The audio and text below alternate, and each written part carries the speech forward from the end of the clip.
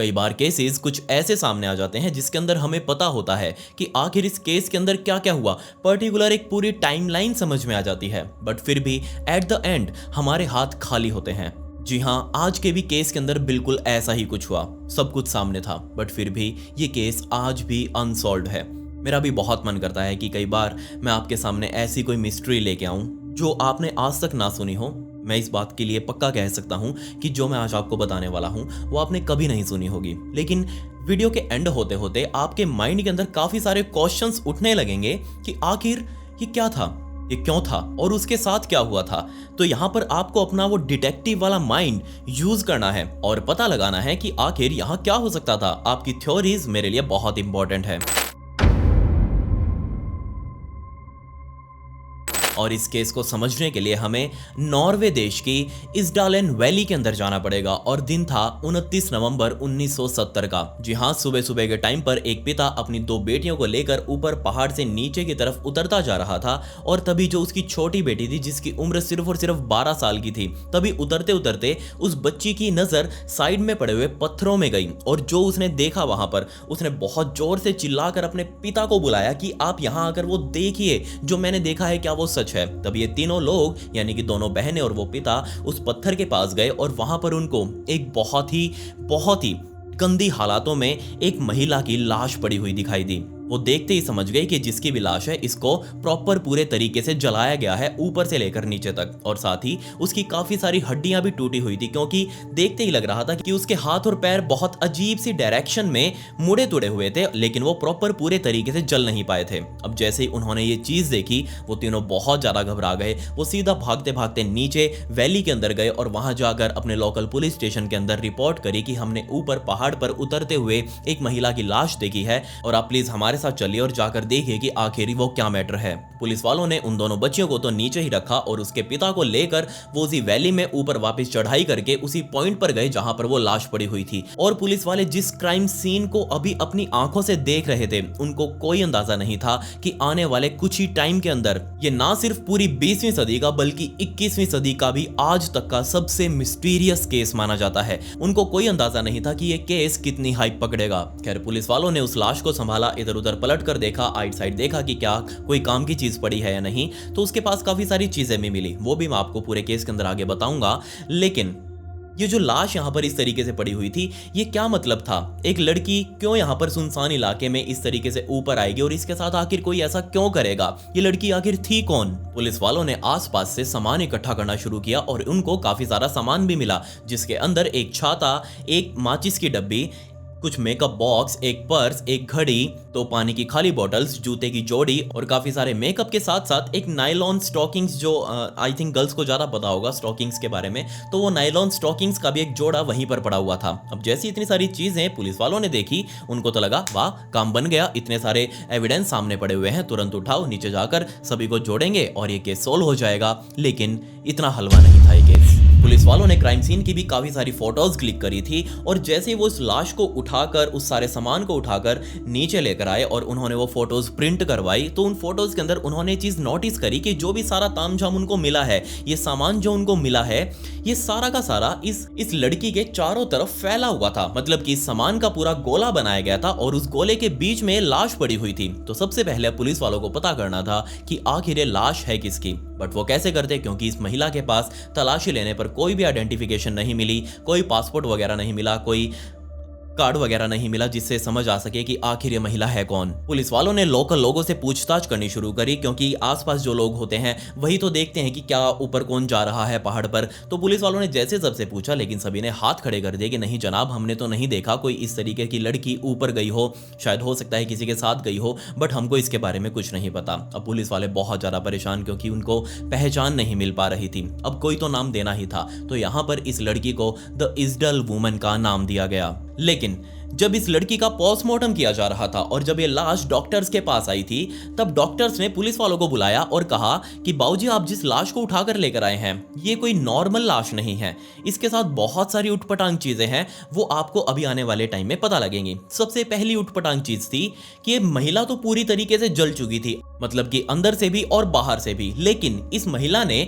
मरते time jacket पहनी हुई थी और वो भी आधी, मतलब कि ऊपर ऊपर सीने तक की वो जैकेट थी और वो जैकेट पूरे तरीके से नहीं जली थी। लेकिन ये सोचने वाली बात है कि जब महिला अंदर से जल चुकी है, बाहर से जल चुकी है, उसकी कमर वगैरह सारा कुछ जला हुआ है, तो ये जैकेट आखिर कैसे बच गई? अब क्योंकि बची थी तो पुलिस वालों के काम की थी। पुलिस वालों ने उसे उतार कर देखा तो डॉक्टर्स ने पहले ही बता दिया कि जनाब आप इस जैकेट को मत देखिए क्योंकि इसके अंदर काम का कुछ भी नहीं है। किसी ने बहुत साफ तरीके से इस जैकेट के ऊपर से इसका लेबल, जो कि ब्रांडिंग लेबल था, वो उतार दिया था। अब ऐसा कोई क्यों करेगा? ऑब्वियसली पहचान छुपाने के लिए। जब ये चीज पुलिस वालों ने सुनी तो पुलिस वाले सीधा भागते हुए अपने पुलिस स्टेशन में गए और वो बाकी सारा जो सामान यहां पर मिला था इस महिला के साथ, वो छाता वगैरह, वो सारे मेकअप का सामान वगैरह, उसको खंगालने लगे। और तब उनको समझ में आया कि ना सिर्फ वो जैकेट बल्कि इस सारे सामान के ऊपर से भी लेबल्स को बहुत नीटली और क्लीनली तरीके से उतारा गया है। कुछ भी पहचान ही नहीं हो पा रही थी कि आखिर वो मेकअप का सामान, वो अम्ब्रेला,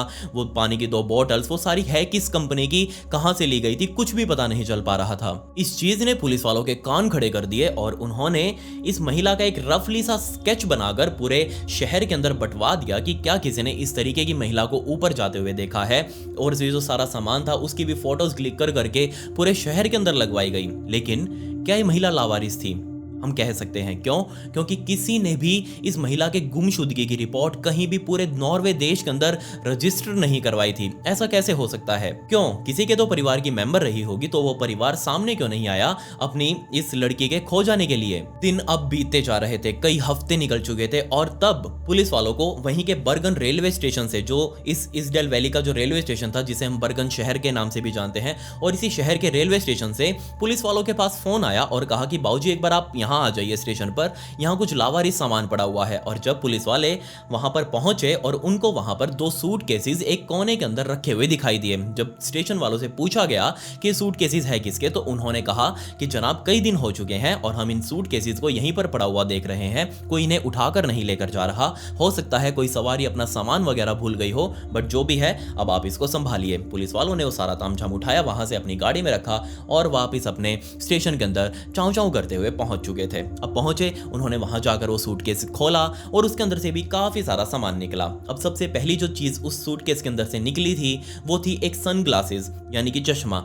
और जैसे उस चश्मे को फोरेंसिक जांच के लिए भेजा गया तो उसके ऊपर से एक फिंगरप्रिंट मिला। अब क्योंकि वहां पर इसडल वुमन वाला, वो महिला वाला केस बहुत ज्यादा ट्रेंडिंग में था, तो सबसे पहले डॉक्टर्स ने इस फिंगरप्रिंट की जांच उस महिला के फिंगरप्रिंट से करी, क्योंकि उसकी लाश तो जल गई थी बट अभी भी उस महिला के फिंगरप्रिंट्स बहुत अच्छी हालत में मौजूद थे। और कमाल की बात यह थी कि वो फिंगरप्रिंट उस सनग्लास वाले फिंगरप्रिंट के साथ प्रॉपर 100% मैच हो चुके थे। अब पुलिस वालों को ये तो पता लग गया था कि जो भी सारा सामान है ये सारा का सारा उसी महिला का है जिसकी लाश उन्हें काफी दिनों पहले उस पहाड़ पर मिली थी। लेकिन साथ इन 2 सूटकेसेस के अंदर और भी काफी सारा सामान मिला था। जी हाँ, इसके अंदर काफी सारे कपड़े मौजूद थे, मेकअप का सामान मौजूद था, एक हैंड रिटन लेटर मौजूद था, काफी सारे मैप्स मौजूद थे, 4 देशों की अलग अलग करेंसी मौजूद थी, इतना सारा सामान।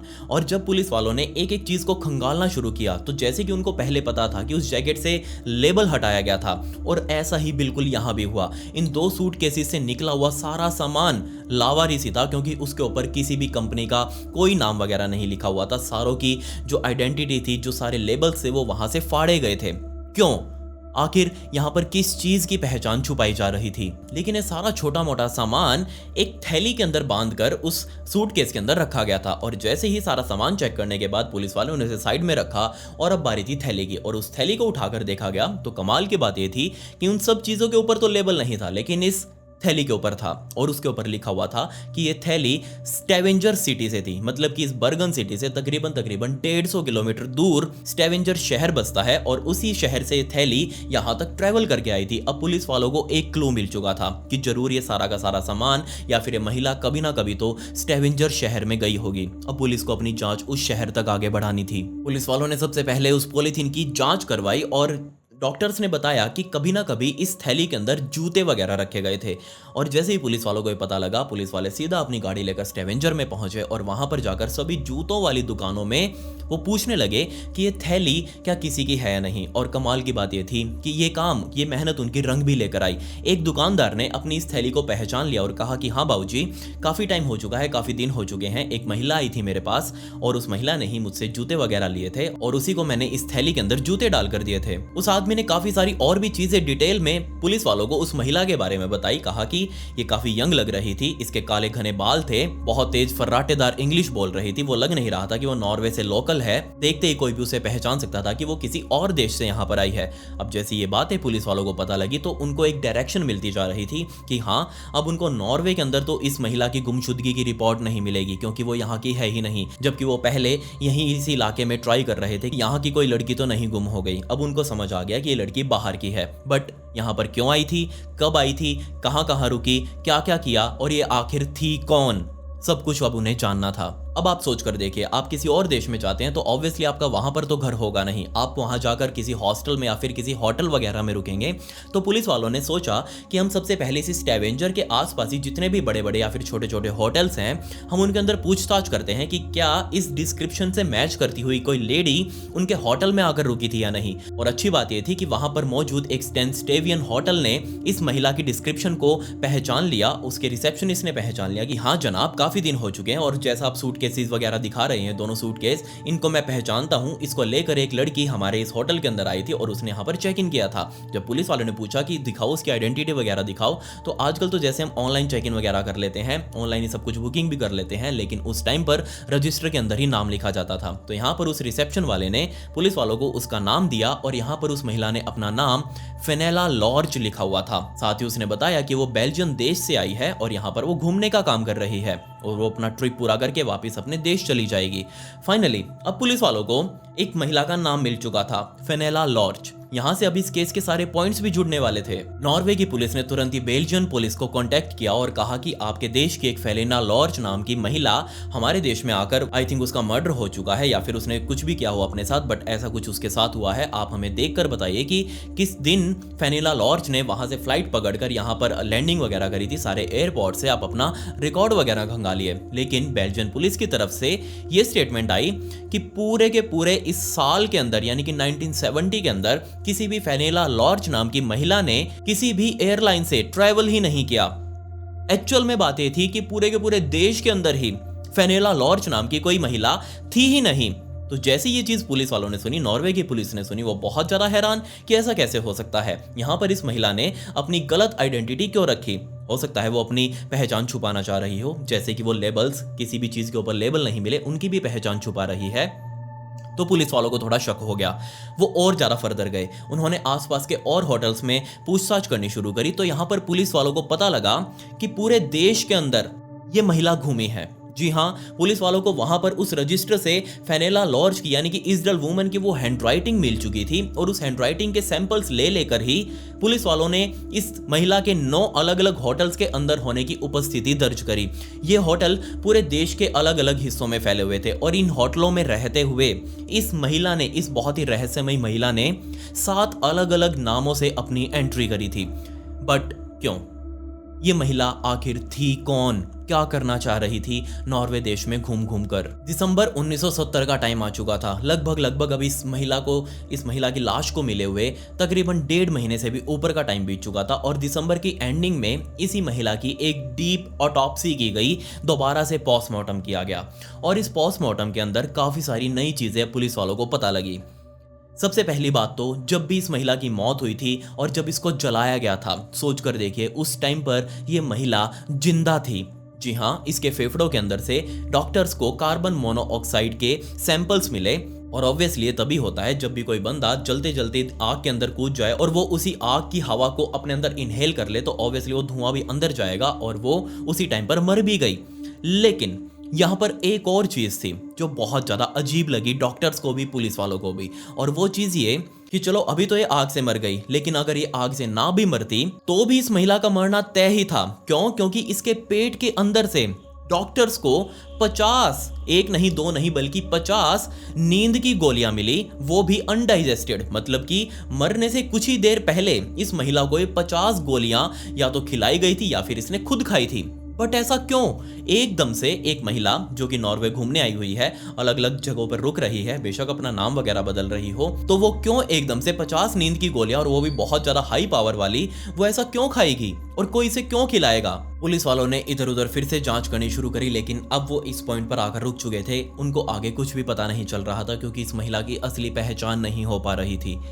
1971 की स्टार्टिंग में ही इस महिला का केस क्लोज कर दिया गया, ये कहकर कि जरूर इस महिला ने सुसाइड किया है, 50 गोलियां पहले खाई और बाद में इसने अपने आप को आग लगा लिया। केस यहीं पर बंद, फाइल बंद कर दी गई। लेकिन जब भी कोई केस इस तरीके से बंद किया जाता है, जब पुलिस से सोल्व नहीं होता वो केस, तो उस केस के पीछे हमारे जैसे दिमाग वाले, मेरा तो क्या कहूँ, आपके जैसे जो चतुर दिमाग होते हैं, मेरा तो 1.5 IQ का दिमाग है, आपके जैसे जो चतुर दिमाग वाले होते हैं वो उस केस के पीछे पड़ जाते हैं कि आखिर इस केस में क्या हुआ होगा, कौन थी वो महिला, क्या करने आई थी यहाँ पर और उसके साथ क्या हुआ।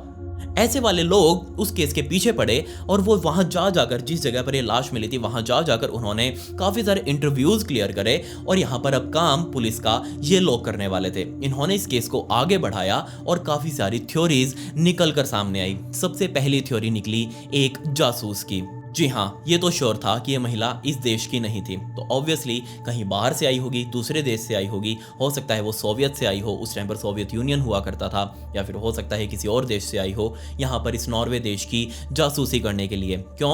क्योंकि साफ तौर पर लग रहा था ये महिला अपनी पहचान छुपा रही है, पूरे देश के अंदर घूम रही है, हर होटल में चेक इन करने से पहले वो अपना गलत नाम बता रही है। क्यों?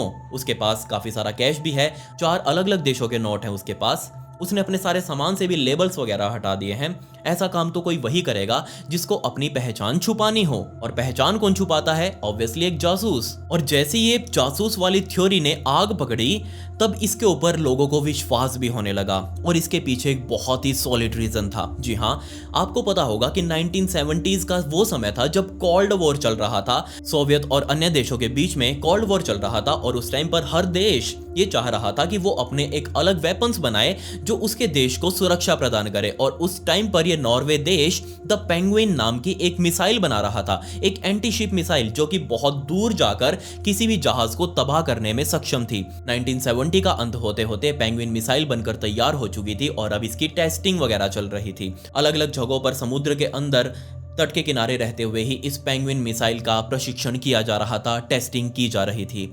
लेकिन इस इजडल वुमेन की जासूस होने की पुष्टि तो नहीं कह सकता मैं, बट हाँ, कहीं ना कहीं श्योरिटी उसके होटल्स ने दे दी। जी हाँ, 1970 में नॉर्वे देश द्वारा द पेंगुइन मिसाइल का तकरीबन 10 जगहों पर, अलग अलग जगहों पर टेस्ट किया गया था। और हद तो तब हो गई जब मुझे ये पता चला कि ये इजडल वुमेन बिल्कुल उसी जगह पर, एग्जैक्टली उसी जगह पर जहां पर ये प्रशिक्षण हो रहा था, उसी के आसपास कहीं होटल लेकर रह रही थी, और उसी दिन वो उस होटल में नहीं मौजूद थी जहां पर उसने वो चेक इन किया था। कंफ्यूज मत होइए, मैं आपको सब कुछ क्लियर करता हूं। आज इस जगह पर द पेंगुइन मिसाइल का समुद्र के अंदर टेस्ट किया जाना है, और उसके आसपास ही, तट के किनारे के आसपास ही कोई होटल है जिसके अंदर जाकर द इजडल वुमन ने अपनी आइडेंटिटी बदलकर इस होटल के अंदर चेक इन किया। और जिस टाइम पर वो प्रशिक्षण चल रहा था, जिस टाइम पर वो मिसाइल लॉन्च की जा रही थी, उस टाइम पर ये महिला किसी भी होटल में मौजूद नहीं थी। मतलब ऑब्वियसली जिस टाइम पर ये मिसाइल लॉन्च की जा रही थी, ये महिला कहीं ना कहीं उस मिसाइल को लॉन्च होते हुए देखने गई होगी, अपनी पहचान बदलकर। और इस बात की श्योरिटी कहीं ना कहीं यहाँ पर और मिल गई जब इन 9 होटल्स में से एक होटल के स्टाफ ने कंफर्म किया कि ये महिला जिसकी आप बात कर रहे हैं, ये महिला रात के टाइम पर हमारे इसी होटल के बार के अंदर हमारे देश के एक नेवल ऑफिसर के साथ दारू वगैरह पी रही थी। एक नेवल ऑफिसर इस महिला के साथ क्या कर रहा था? ऑब्वियसली इस महिला ने कोई ना कोई हनी ट्रैप वगैरह बिछाया होगा, उस ऑफिसर को अपने पास दारू वगैरह पीने के लिए बुलाया होगा, रात को रंगीन बनाने का लालच दिया होगा, और वो ऑफिसर यहाँ पर आकर इसके साथ दारू वगैरह पीने लगा। और हो सकता है बातों ही बातों में उस नेवल ऑफिसर के पास तो ऑब्वियसली अंदर की खुफिया जानकारी होती है, और उस ऑफिसर ने इस महिला को अपने देश की कुछ खुफिया जानकारी दे दी होगी, क्योंकि उस टाइम पर आसपास के काफी सारे देशों के अंदर ये ऑड लगी हुई थी कि जो द पेंगुइन मिसाइल बनाई गई है उसके बारे में वो जानकारी जुटाएं, ताकि इसका कोई एंटीडोट वो बना सके, इसकी कोई एंटी मिसाइल वो बना सके। बट क्योंकि मैं सिर्फ 20वीं ही नहीं बल्कि 21वीं सदी का भी सबसे मिस्टीरियस केस के बारे में बात कर रहा हूं, तो वो इतना सिंपल तो नहीं होगा, इसके अंदर और भी काफी सारे ट्विस्ट अभी आने बाकी थे। जी हाँ, जैसे ये जासूस वाली थ्योरी पूरी दुनिया के अंदर अब उबल रही थी, क्योंकि बहुत बड़े लेवल के ऊपर ये केस अब तूल पकड़ चुका था, तो बहुत सारे बुद्धिजीवी, आपके जैसे बुद्धिजीवी सामने आए और वो इस केस के ऊपर जांच कर रहे थे। अब आधे बुद्धिजीवी तो ये कह रहे थे कि ये जासूस है, जबकि आधे बुद्धिजीवी ये कह रहे थे नहीं नहीं, तू चुप हो जा, मुझे पता है ये जासूस नहीं है। क्यों? क्योंकि अभी तक तो मैंने आपको वो सारे इसके कारण बताए कि ये जासूस क्यों है। अब हम वो बात करते हैं कि ये आखिर जासूस क्यों नहीं थी। उसमें सबसे पहला कारण था, अगर ये महिला एक जासूस थी तो मैं कहूंगा ये बहुत ज्यादा रिस्क ले रही थी। क्यों? क्योंकि उसने अपने हर एक चीज से लेबल वगैरह हटा रखा था, पानी की बॉटल्स के साथ भी। अब आप अगर कहीं भी घूमते हैं तो पानी की बॉटल्स या तो आपके बैग के साइड में होती है या फिर आप उसे अपने हाथ में रखते हैं। अगर हाथ में रखते हैं तो आने जाने वाले लोग आपको इस चीज के लिए नोटिस जरूर कर लेंगे कि आपने पानी की बोतल अगर पकड़ी हुई है तो वो कैसी पकड़ी हुई है। अगर उसके ऊपर लेबल नहीं होगा तो लोगों का खास ध्यान उसके ऊपर जाएगा। दूसरा, वो महिला कुछ ही दिनों के अंदर बार बार होटल्स वगैरह बदल रही थी और हर होटल के अंदर एक नई पहचान वो अपनी दे रही थी। ये भी बहुत ज्यादा अजीब सा वो रिस्क ले रही थी। क्यों? क्योंकि अगर वो एक होटल के अंदर घुसकर उसने एक पहले ही अपनी फेक आइडेंटिटी दे दी है तो वो दूसरे होटल में जाकर अपनी एक नई आइडेंटिटी क्यों दे रही थी? वो पहले वाली भी तो यूज कर सकती थी, क्यों नहीं की उसने पहली वाली यूज? क्योंकि आपको पता होगा कि ये जो बड़े बड़े होटल्स होते हैं ये आपस में कनेक्टेड रहते हैं कहीं ना कहीं, आज से नहीं बल्कि बहुत पहले से ही इनका पूरा नेटवर्क बना रहता है और इनको पता रहता है कहीं ना कहीं कि किस होटल के अंदर कौन कहां कब रुका है। सबका डाटा सबके पास होता है। तो ये महिला जो अपना अलग नाम हर होटल के अंदर बता रही थी, तो इस बात के बहुत ज्यादा चांसेस है कि कोई ना कोई इसे जरूर पकड़ लेता, ये कहकर कि मैडम आपकी आइडेंटिटी है ही नहीं, आपने पिछले होटल के अंदर कोई और आइडेंटिटी दी थी। तो इस महिला ने इतना ज्यादा रिस्क क्यों लिया? एक स्पाई अपनी पहचान छुपाता है, बस कैसे भी छुपे, उसका असली नाम उसकी असली पहचान सामने नहीं आनी चाहिए। इतना रिस्क वो नहीं लेगा कि हर जगह वो अपना अलग अलग नाम बताए। वो भी एक छोटे से शहर के अंदर ही इस महिला ने 3 होटल बदले थे, वो भी 3 अलग अलग आइडेंटिटीज के साथ। तो अगर इन कारणों की वजह से देखें तो मुझे नहीं लगता कि ये इजराइल वुमेन कोई जासूस थी। अगर वो सच में जासूस थी तो मैं यही कहूंगा कि यकीनन इस महिला ने स्कूल के बाहर बैठकर जासूसी की पढ़ाई करी होगी और तब जाकर दूसरा एंगल सामने आया। दूसरा एंगल ये बना कि हो सकता है ये इजराइल वुमेन, ये महिला एक बहुत बड़ी पहुंची हुई प्रोस्टिट्यूट हो सकता है ये जिस्म व्यापार कर रही हो अपना। और ये एंगल कहीं ना कहीं फिट भी बैठ रहा था। क्यों? क्योंकि एक तो वो अपना अलग अलग नाम अलग अलग जगहों पर बता रही थी, दूसरा काफी सारे लोगों ने, काफी सारे होटल के स्टाफ ने उसको अलग अलग लोगों के साथ देखा था, इंक्लूडिंग वो नेवल ऑफिसर। तो हो सकता है ये अपनी आइडेंटिटी अलग अलग बताकर अपना वो धंधा चला रही हो, वेश्यावृत्ति कर रही हो। और आमतौर पर हमने देखा है कि बहुत सारे केसेस के अंदर इस तरीके की लड़कियां अपनी पहचान हमेशा छुपाती ही हैं। कोई नहीं चाहेगा कि उसका असली नाम कभी सामने आए। ये काम वो हमेशा चोरी छुपे करेंगी। या फिर हो सकता है वो किसी और देश की भागी हुई क्रिमिनल हो और यहाँ पर आकर अपनी पहचान छुपाकर रह रही हो, इस बात की भी पॉसिबिलिटी है। लेकिन ये जो सारी थ्योरीज मैंने आपको बताई, इन सभी को प्रूव करने के लिए हमें सबूत चाहिए थे। वो सबूत किसी के पास भी मौजूद नहीं थे, सिर्फ एक थ्योरी थी मुंह से बोली हुई। असल में क्या हुआ था ये किसी को नहीं पता। अब बात करते हैं कि ये महिला आखिर मरी कैसे या फिर इसको मारा किसने। तो यहाँ पर भी 2 एंगल बनते हैं। या तो हो सकता है इस महिला ने खुद से सुसाइड किया हो, 50 गोलियां इसके पेट के अंदर मिली थी। लेकिन दूसरी जगह यहाँ पर मैं रुक गया कि इस महिला की हड्डियां टूटी हुई थी। इस महिला को किसने चोट मारी, ये महिला कहां से गिरी और इसको आग किसने लगाई? अगर इसने खुद ने सुसाइड करना था तो वो गोलियां खाकर भी, ऑब्वियसली 50 गोलियां खाना कोई हलवा तो है नहीं, और वो जाकर शरीर में नुकसान ही करेंगी और इतना नुकसान करेंगी कि बंदा निपट जाएगा। तो यहां पर उसको अपने आप को आग लगाने की क्या जरूरत थी अगर सुसाइड किया हो तो?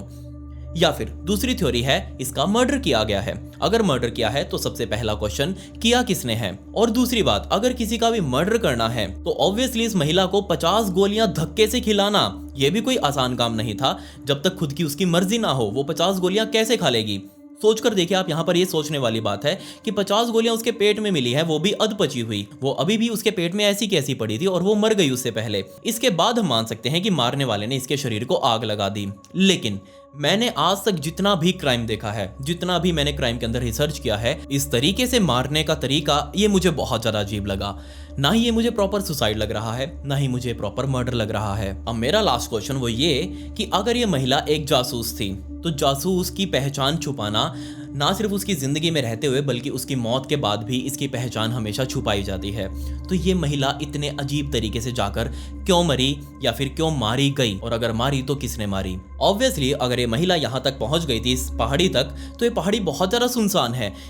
जो भी इसका मर्डरर था, जिसने भी ये लड़की मारी थी, वो इसकी बॉडी को बहुत अच्छे से कहीं भी डिस्पोज कर सकता था। उसके पास बहुत सारा टाइम था, क्योंकि जब ये मरी थी उसके 1 हफ्ते बाद उस बच्ची ने पहली बार इस बॉडी को देखा था। इसकी बॉडी 1 हफ्ते बाद मिली थी।